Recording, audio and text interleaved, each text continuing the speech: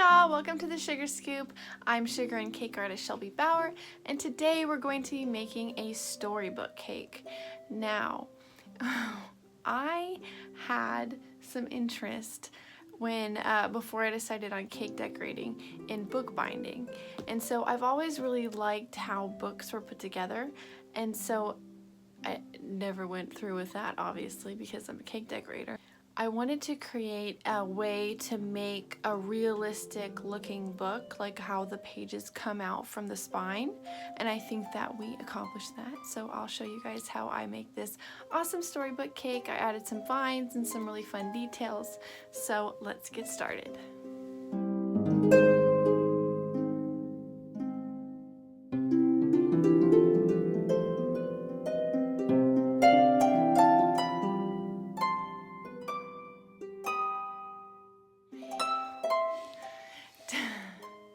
Don't forget to like this video and subscribe to my channel for new videos every week.